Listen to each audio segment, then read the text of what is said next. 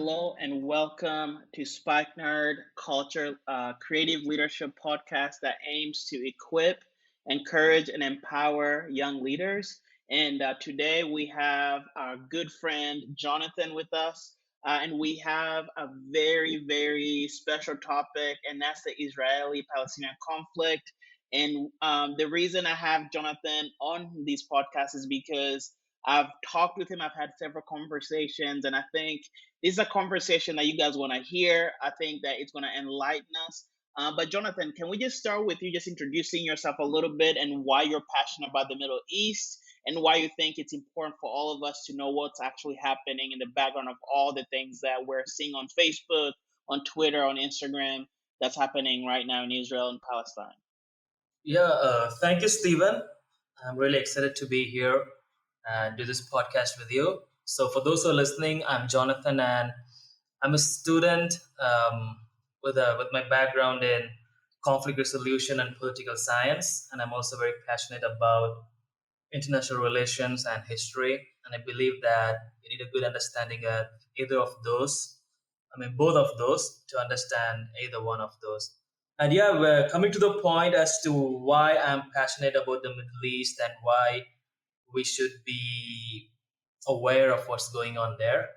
So I'm passionate because growing up reading the Bible, especially the Old Testament, and then looking in real life in current scenario, those places still there that are mentioned there in the book, the people groups and everything, and the conflict that's going on, it always intrigued me. And the other reason is because the events that are happening in the Middle East, they affect the policies of countries around the world, no matter how far they are from there. Like, they are not isolated. The events that happen there are not isolated, but you can feel the effects reverberating across the globe. And that's why even for people like listeners from India, I would say, who think, no, we are so far away from there, why should we be concerned about it? No, it's affecting the policies and decision that your government makes. And if you're going to take a stand on some of these issues, it's better that you know what actually is happening there and has happened before you make any assumptions or take any sides, some would say.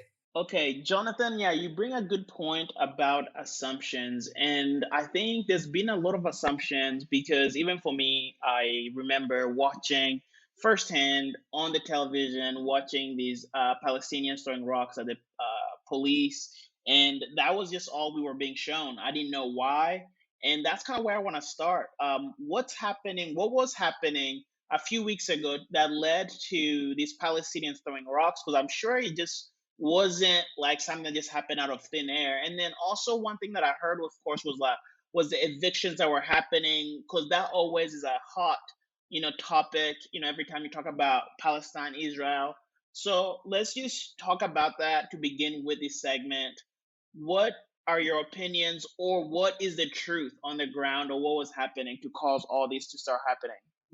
So the really violent explosion that happened on the 7th of May, it's very interesting because, like you said, you asked what are the events that led to that happening. So if we go back a couple of weeks behind, we go back to the first day of the Ramadan on the 13th of April. So it is also celebrated as the Remembrance Day by Israel, where they remember all the fallen soldiers and civilians who've been victims of terror attacks. And this event was happening closer to the Al-Aqsa Mosque. And so because it's close to the mosque, and the first day of Ramadan was also, the Ramadan also was on the same day, the first day, the Israeli authorities asked the Jordanians, since the Jordanians, the royal family of Jordan, or the official custodians of the Al-Aqsa Mosque, as they belong to the Hashemite family, the same prophet and the same tribe and the same family line as the Prophet Muhammad. They are the custodians. So the authorities requested the Jordanians if they could ask the people at the mosque to not use loudspeakers on that day when the events were supposed to take place, so that the official address that will be given by the Israeli president during the Remembrance Day set of events wouldn't be drowned out. So the authorities didn't agree to it. So the prayers went as planned. They used the speakers to deliver the prayer call in the evening. And that's when the police went in and actually cut the wires because they didn't agree to turn it off.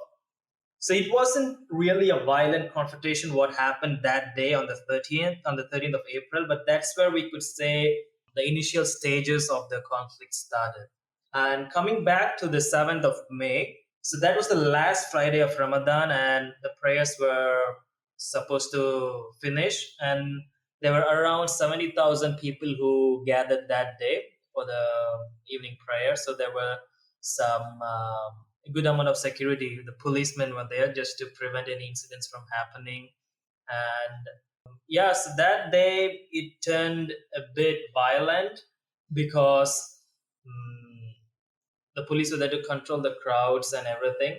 So that was the day when the conflict really exploded, where they started throwing rocks at the police because the Palestinians believe that since we're in a big crowd and the authorities are there, um, that's what I. Of course, there would be hidden agendas as well, but there's a general consensus what people think. They were just prepared in case any violent confrontation takes place, they can, throw stones and rocks.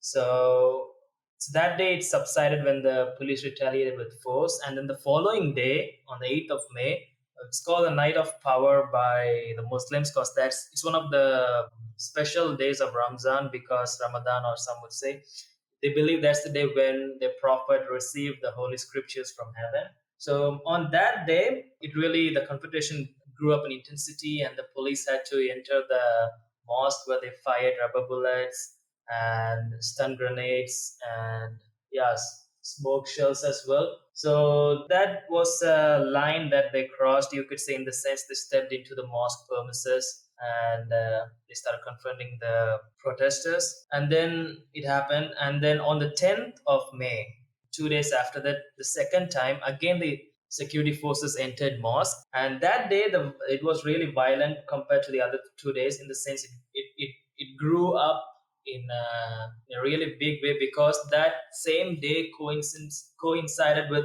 something they call as the Jerusalem Day, or the day when Jerusalem, the old city and the new city, like East and West Jerusalem, was unified.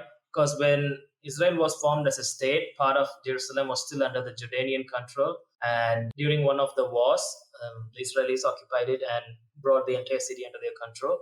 So that day is very special for many nationalistic Israelis. They take out a parade and they pass through the Muslim neighborhoods around the mosque and everything. So the police too knew that this day it's gonna be really sensitive and it's gonna be hard to deal with because you have a bunch of nationalist Israelis who are taking a parade and these Palestinians who are doing the prayers there, and it's one of the significant days of the Ramadan calendar. And another event that was going on during this time that many people don't look into it is there was a case going on regarding eviction of around 13 Palestinian families from an area called Sheikh Jarrah. So it's if you go behind as to why they were evicted, this land initially did not come under the Israeli borders when the nation was recognized internationally. But even before the state was formed, this land was bought by certain Jews from the Ottomans when the Ottoman Empire was there. So they legally had their deeds, but the newly formed borders did not include them. So yeah, it changed hands between different Jewish authorities or different Jewish owners, you could say. But the Palestinians were certain Palestinians during one of the peace accords were settled there by the Jordanian authorities, and they were supposed to pay some kind of rent. It's a rental agreement, but the Palestinians still believed it is their territory because it didn't fall under the internationally recognized Israeli borders. So this case was going on, and the main point of contention was for the last 70 years, these Palestinians, they haven't paid the rent due to the Jews or Israelis who were owning that land where these people were staying. So the court was supposed to give their judgment on the 10th of May, the same day as well. And there were also crowds who were expected to react in a violent way if the verdict did not come as they wanted to. So the verdict too was postponed. It wasn't given that day. And because the police were really well prepared and they changed the route the parade was supposed to take because they knew it would turn really violent, and they got intelligence from sources that the Palestinians have stocked up rocks and stones inside the mosque to pelt at the people. So they knew it's going to be a really big problem if they were given a free hand. So the parade took a different route, and so now this is where the Hamas openly gets involved. So the Hamas gives an ultimatum to all the security forces, especially the police who are there close to the mosque, that they're supposed to vacate the mosque premises and the security forces who are stationed at Sheikh Jarrah to control any outpouring of conflict due to the verdict. They were asked to vacate as well by the Hamas. They were given an ultimatum that by this day, if you don't vacate your positions, we'll start attacking you. Of course, you can't comply to a terrorist organization's demands just like that. So yeah, so the security places stood their ground, and the protest, there was a violent protest because, and then for the second time on the 10th of May, the Israeli forces went back into the mosque to control the protesters, and they fired at them, not live bullets, rubber bullets, and they used the crowd control measures. And at the same time, the Hamas started firing their rockets as well because their demands were not met, or the Israeli forces didn't comply to their demands to vacate their positions close to them, around the mosque and at Sheikh Jarrah. Yeah, so that's like a background to how the conflict started and what happened during the first few days of the conflict. So, Jonathan, I want to ask you because all over social media, you're seeing two things: I stand with Israel or free Palestine. So, I want to talk about these two sides. So, the people who are saying free Palestine, what are their intentions, and who are we freeing Palestine from, and what is their intention? What is their goal? Okay, so before we all a lot of people agree that they have to free Palestine, but before that, let's go a step backwards, looking at how exactly did the Palestinians end up there, or how exactly did they end up as stateless refugees. This goes back to 1947, when 1948, when Israel got independence, and not independence, when Israel officially was recognized as a state or a country. So right around this time, so the Middle East, there was a good Jewish population in other Middle East and North African countries as well before the formation of the state. So many people think it's mostly Jews from Russia and Europe who came to Israel and settled there. Yeah, a lot of people came from there fleeing persecution and systematic killing through Holocaust and everything. But also there was a substantial population of Arabs in countries like Algeria, Morocco, Egypt, and Arabian countries as well, like Jordan and Iraq. So around the same time when the state of Israel was formed, and the Arab armies attacked Israel the very next day, as soon as they were granted the state of nation. A lot of Jews left their Arab and North African countries, their own homes, their own properties, and their household and everything, because there was a genuine cause of concern, because it was turning into sectarian in nature, like an Arab Jewish conflict. So they had a fear for their lives, and it is a genuine fear when you are in a Muslim dominated country and you're Jews. And so around 800,000 Jews emigrated from those Arab and North African countries around that time. That's a big number, and many people don't know that actually. And around 600,000 of those came to Israel, while around, say, between 150 and 200,000 Jews went to the US. Yeah, so you should remember that there were also a lot of Israeli refugees who came from these lands. Many people don't know that, and some people, sometimes maybe you know, but people choose to ignore. Yeah, so then the Palestinians were still in areas of their own as defined under international agreement, but the Arab countries encouraged the Palestinians to move out of their places or where they were residing already, telling that, you guys vacate the places, we'll invade Israel, we'll destroy the nation, and then you can come back and settle wherever you were. So the Palestinians willingly vacated many of their places and they moved towards the outer areas, expecting to come back after a few days or a few weeks when Israel will be destroyed by the Arab countries, the coalition of Arab countries like Egypt, Syria, Jordan, Lebanon, and everything. And but we all know what happened. Israel defeated the Arab countries that attacked it, and they were able to hold on to their borders and the lands allotted to them. And that's how the Palestinians ended up as refugees without any defined area of their own, or they just got stuck. The biggest entity or player to be blamed for this crisis as to why the Palestinians ended up as refugees, it's the Arabs, the Arab countries, some of the really powerful ones at that time, like Egypt, Syria, and Jordan. Because listening to them, the Palestinians decided to leave some of their homes and lands and hoping that they would come back. But yeah, things didn't go according to plan, and that's how they ended up as refugees. And so I think that answered your question. Yeah, so yeah, so now of course we have these Palestinians now who are coming back. How's that relationship been with the Israelis, and what do you think the Israelis should respond? So I know I just saw the other day that the U.S. President Biden just made a declaration that he supports a two-state solution. Is that possible, in your opinion? Is a two-state solution possible where the Israeli and Palestinians can live together?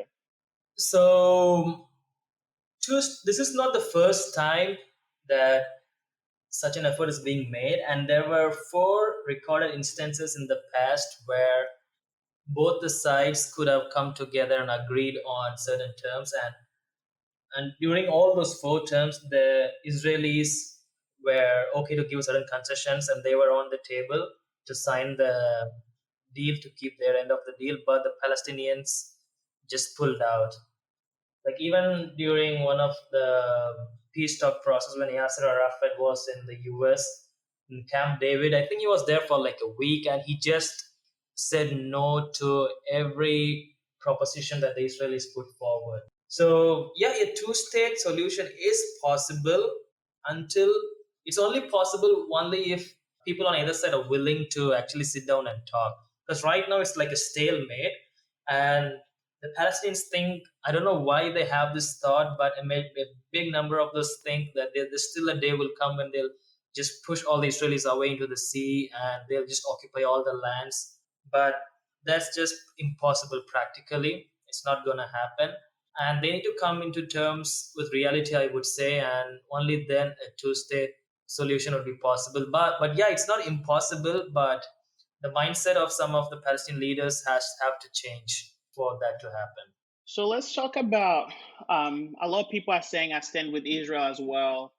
And of course, few in number, but I would say a lot of people are looking at Israel as a victim in this battle as well. But like some people, of course, are looking at Palestinians as the victim. Can we talk about the Israeli side? So the people who are supporting Israel and saying I stand with Israel, what are they standing for, and why are they fighting for Israel? So a big support base that forms the Israeli side of people who support them comes from evangelical Christians, and some of them, many of the supporters just blindly support the state because they believe it's their promised land that was allotted to them by God. But people, yeah, that's what I'm saying. It's like you can't let people give that excuse that because they're chosen or because they have this preordained plan, they can get away with anything. Because the same God who gave them the land or allotted them the land also gave them the 10 Commandments, to not to commit murder, not to commit adultery, and he also gave them many other commandments to take care of the sojourners who are with you. You should not be treated as an alien. So I think people should start thinking that yeah, it's okay to support Israelis, and yeah, they are. It's not. I'm not saying that Israelis are totally guilty or they're totally innocent. They have certain valid points as well, and they deserve a safe place where they can live and a state of their own. But um, it's important when you say you support Israel, or you're looking at the actions they are doing, the policies they are making. Do they line up with your belief system? For example, let's say you're Christian and you tell people like, "Hey, love your neighbors as yourself." And, God is love. Are they doing that? Because there are Palestinians Christians too. So how do you deal with them? Not all Palestinians are Muslims. So I think since the majority of their support base is from Christians, especially evangelicals, like even one of the Israeli leaders, I think he was some minister, he said that we should stop relying on support from American Jews because the evangelicals in the US are they give us more support than American Jews itself. So you can see how much of an influence they have there, and that influence can be used to make a positive change if they want.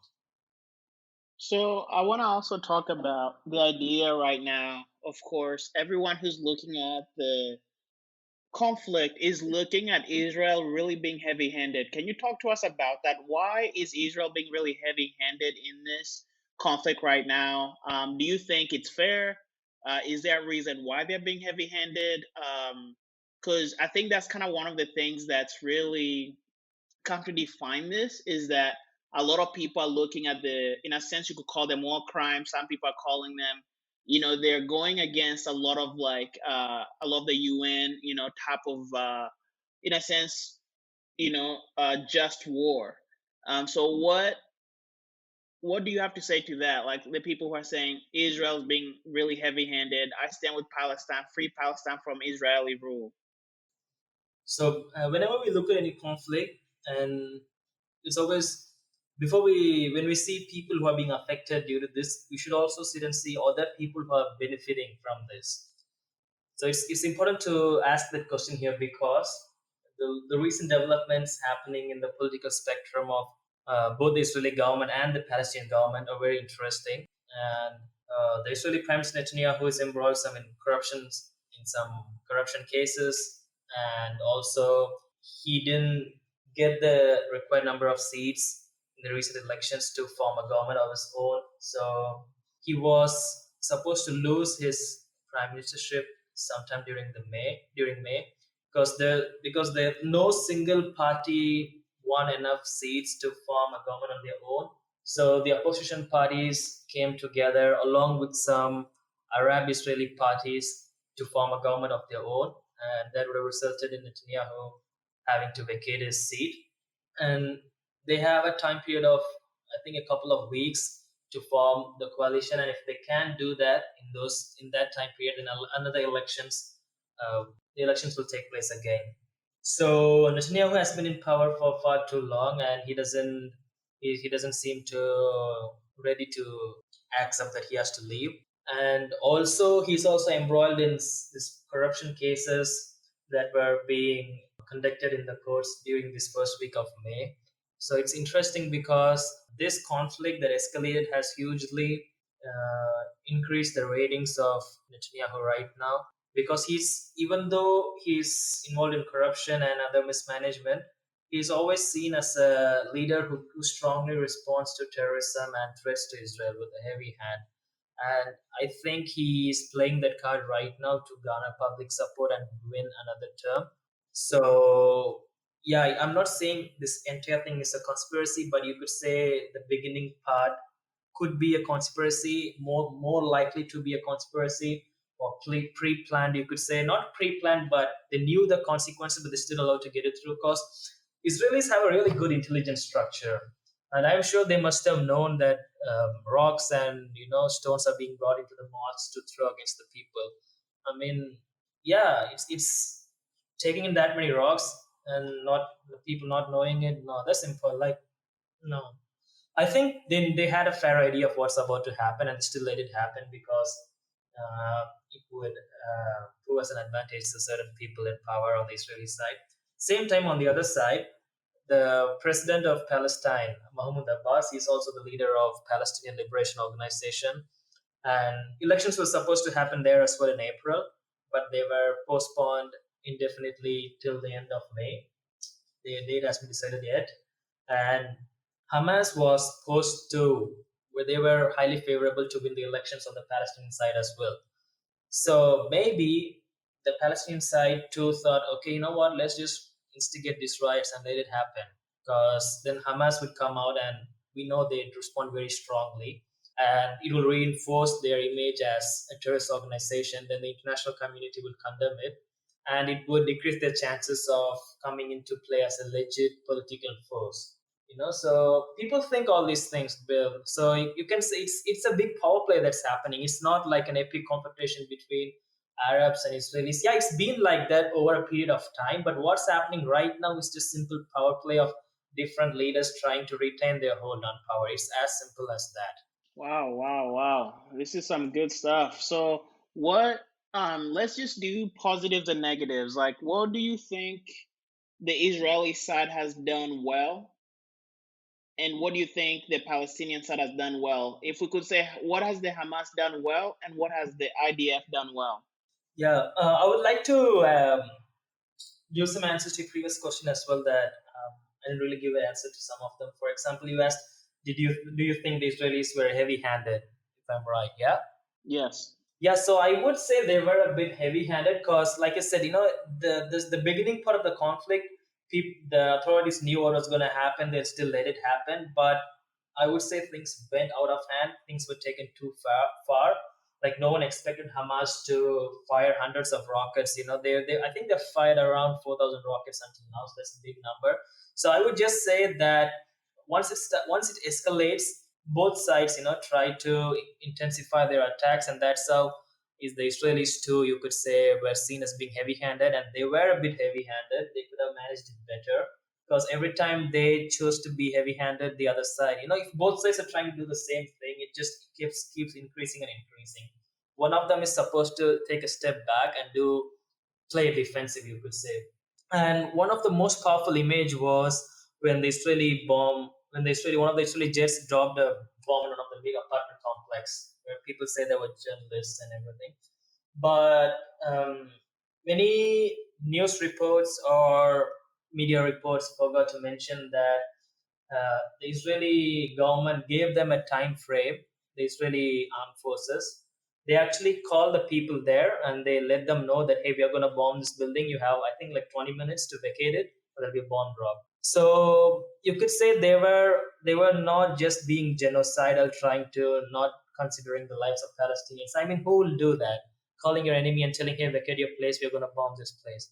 So yeah, they tried their best to minimize civilian casualties, but because it's such a densely populated area and there were some heavy-handedness, that some of those casualties that could have been avoided weren't avoided. Yeah, and what was your next question? So, I mean, I actually wanted to talk to you, even that I wanted to talk about the positive and negatives of what did Hamas do, good and bad, and on the Israeli side as well, the IDF, what have they done good and bad? But with that as well, the image I get is, of course, that building was also apartments, so a lot of people lost their belongings. So, like, a lot of people are homeless now because of these bombs.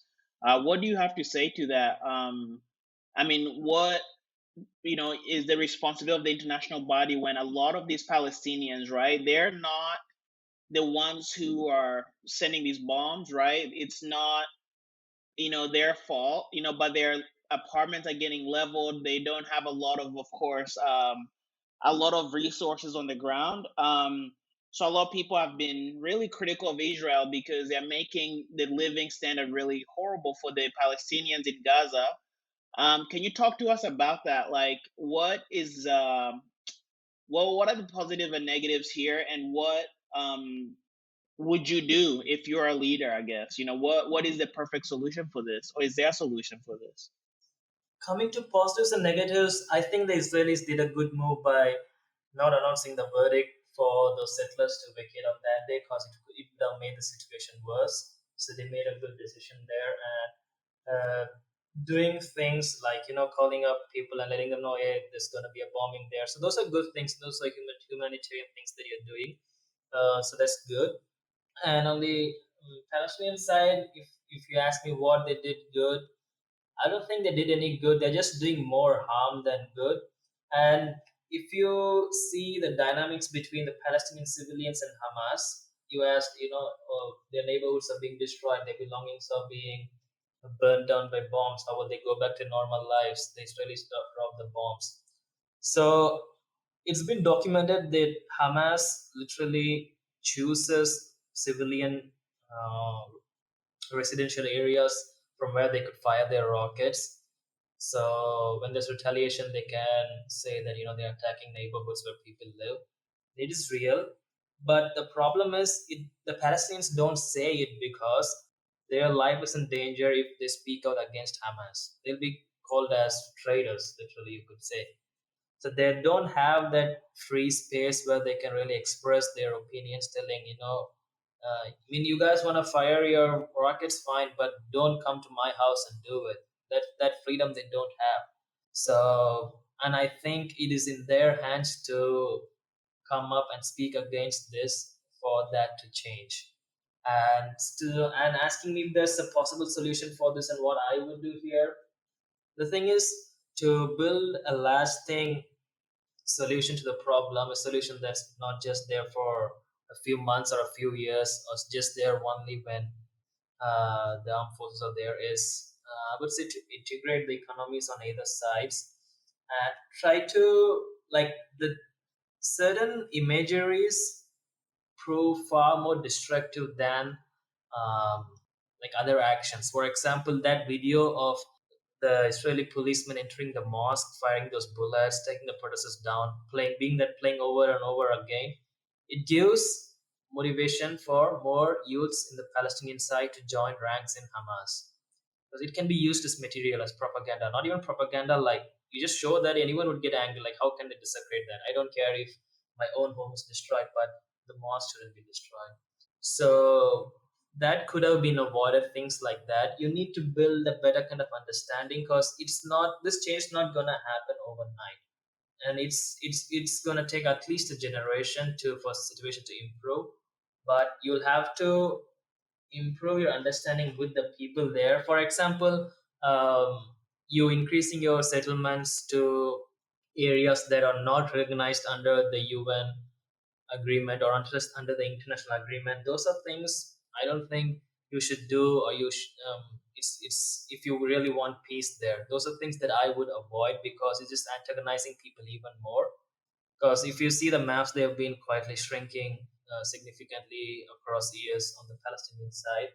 Because when a settler comes in, and even if he just buys one house, then he's there with all his guns out and his security and everything. So that automatically intimidates the neighborhood around him. So I would say things like that could be avoided and should be avoided if you really want people to achieve lasting peace there. It just take one step at a time. There's no one solution to this. You take different steps to increase understanding. Like, okay, you have the settlements, you let people stay, you create some kind of like telling, okay, we are doing it as a goodwill, that these people who we are forcibly evicting, as a signature of goodwill, we let them stay here. 13 families, what are they going to do? They're within the borders, they're not going to smuggle weapons there.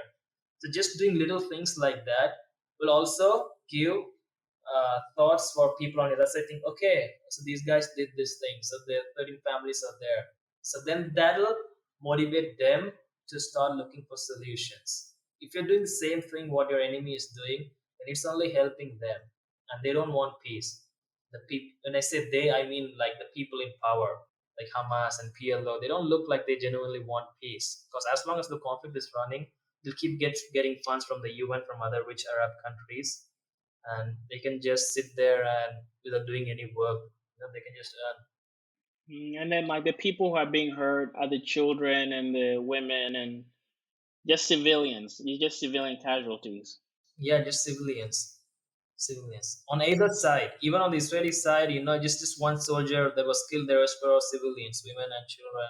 Wow. So, Jonathan, like, as we come to the closing segment, I want to make it personal a little bit, and I just want to ask you. So, if you have a friend that is Jewish, or if you have a friend that is Palestinian, or like I would say, even like a friend that is sympathetic to the Jewish cause, or someone who's sympathetic to the Palestinian cause.